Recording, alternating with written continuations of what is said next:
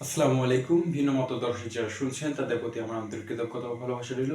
আমি রাহাদুর রহমান রিকি, পড়াশোনা করছি গোপালগঞ্জ টেক্সটাইল ইঞ্জিনিয়ারিং কলেজ গোপালগঞ্জে।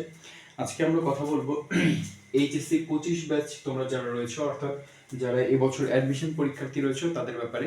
তো তাদের উদ্দেশ্যে আমরা আজকে এই যে পাঁচটা পয়েন্ট রয়েছে, তাদের সামনেই এইচএসসি রেজাল্ট, অর্থাৎ আজকে হচ্ছে তোমাদের তোমার 13 তারিখ, 14, 15, প্রবাবলি 16 তারিখে তোমাদের রেজাল্ট দিবে।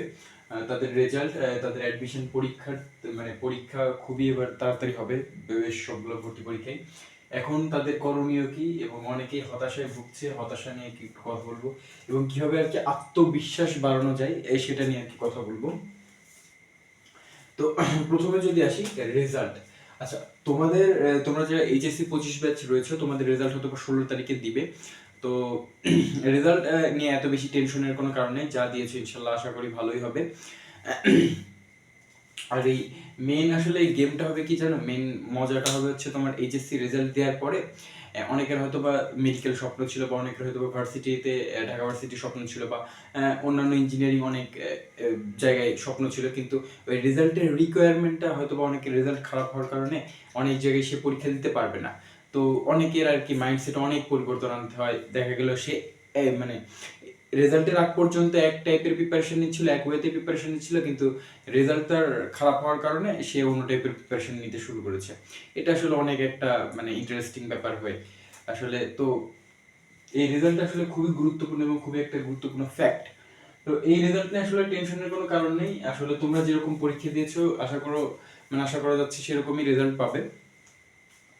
তো আর এই রেজাল্টের উপরে ভিত্তি করে কিন্তু তোমার যে অ্যাডমিশন যে সার্কুলার গুলো মেইনলি কিন্তু দেওয়া হয়, এবং প্রতি বছরে কিন্তু অ্যাডমিশন সার্কুলার কিছুটা পরিবর্তন বা সংযোজন বিয়োজন করা হয়, এবং সেটা আর কি এইচএসসি যে বছর তো এইচএসসি যে পরীক্ষার যে বছরের যে রেজাল্টগুলো রয়েছে, সেটা যদি বেশি ভালো হয় তাহলে তোমার ক্রাইটেরিয়াগুলো বা শর্তাবলীগুলো একটু বেশি চাই, আর যদি একটু কম হয় ক্রাইটেরিয়াগুলো, যদি একটু রেজাল্ট যদি একটু খারাপ হয় তাহলে পরে ক্রাইটেরিয়া বা যোগ্যতা এগুলো একটু কম চাই। সেটা আসলে এই বছর যদি রেজাল্ট খুব ভালো হয় তাহলে দেখবা বেশিরভাগ ভার্সিটি ক্রাইটেরিয়াগুলো একটু বাড়িয়ে দিয়েছে, আর যদি রেজাল্ট একটু খারাপ হয় তাহলে ক্রাইটেরিয়াগুলো দেখবে একটু কমিয়ে দিয়েছে।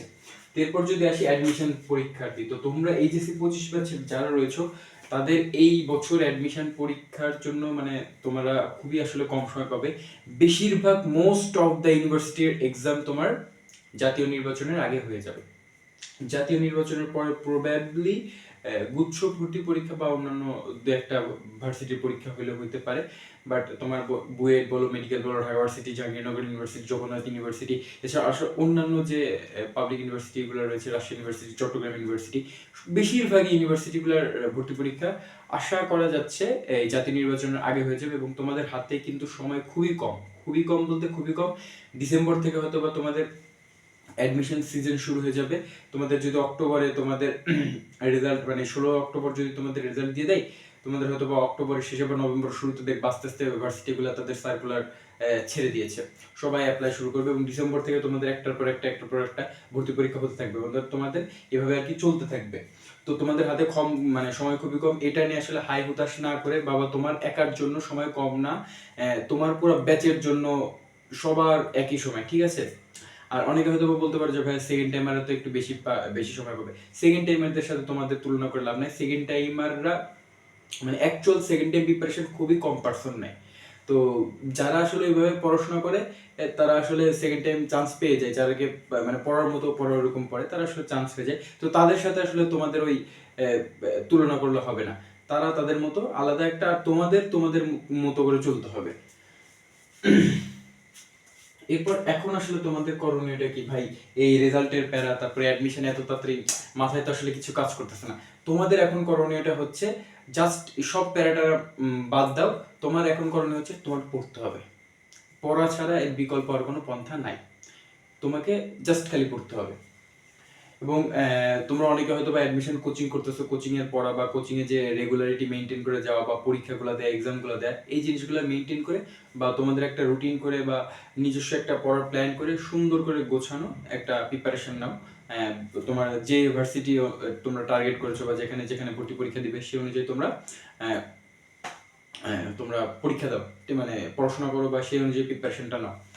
এরপর তোমাদের হতাশা, মানে হতাশা জিনিসটাকে আসলে এই মোমেন্টে এসে আসলে লাইফে অনেক বেশি হতাশা কাজ করে। বিশেষ করে সেকেন্ড টাইমার যারা রয়েছে তাদের তো আসলে, আমি নিজেও সেকেন্ড টাইমার ছিলাম, তো এই টাইমটা আসলে কিরকম যে আমি নিজে আসলে সেটার ভুক্তভোগী।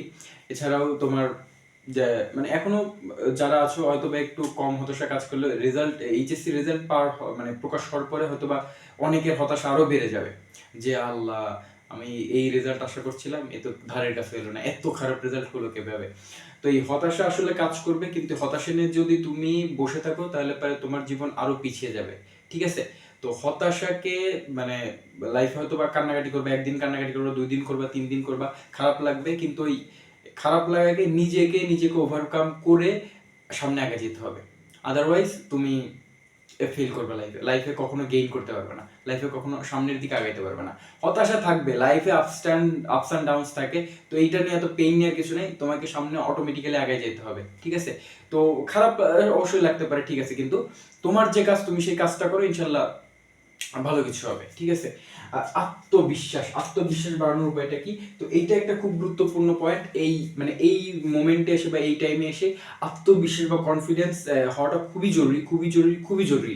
তো এই আত্মবিশ্বাস বাড়ানোর হয়তো পড়াশোনা করলে, পরীক্ষায় ভালো রেজাল্ট করলে অবশ্যই আত্মবিশ্বাসটা অবশ্যই বৃদ্ধি পাবে। আর আত্মবিশ্বাসের সাথে আরেকটা জিনিস খুবই গুরুত্বপূর্ণ, সেটা হচ্ছে তোমার মানসিক প্রশান্তি। তো এই মানসিক প্রশান্তি এবং আত্মবিশ্বাস দুইটা কিন্তু মানে মোটামুটি একবারে একে অপরের পরিপূরক। তো এই দুইটা জিনিস তোমার ভালো করতে গেলে, মানে আত্মবিশ্বাসটা বাড়তে গেলে এবং তোমার এই মানসিক প্রশান্তিটা ঠিক রাখতে গেলে, তোমাদেরকে যে কাজটা করতে হবে সেটা হচ্ছে তোমার ধর্মীয় অনুশাসন মেনে চলতে হবে। বুঝতে পারছো? অর্থাৎ তুমি যে ধর্মেরই হও না কেন, তোমার ধর্মীয় অনুশাসন অবশ্যই তোমাদের মেনে চলতে হবে। সাপোজ একজন ইসলাম ধর্মের মানুষ, সে কি করবে? সে 5 ওয়াক্ত নামাজ কালাম করবে, বা তার যে ধর্মীয় অনুশাসন আছে সে সেটা মেনে চলবে।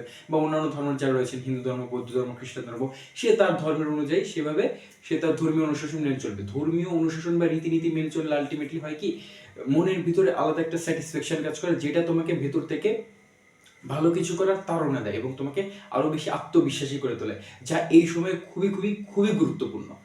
তো মোটামুটি তোমাদের এই 5টা পয়েন্টে এই ছিল মোটামুটি কথাবার্তা। তো এছাড়াও তোমাদের যদি কোনো প্রশ্ন থেকে থাকে, ভিডিওর কমেন্ট সেকশনে কমেন্ট করার অনুরোধ থাকলো। ধন্যবাদ সকলকে, আসসালামু আলাইকুম। এবং ভিন্ন মতদর্শী যারা তখন শুনছিলেন তাদের প্রতি আমার আন্তরিক কৃতজ্ঞতা ও ভালোবাসা রইল।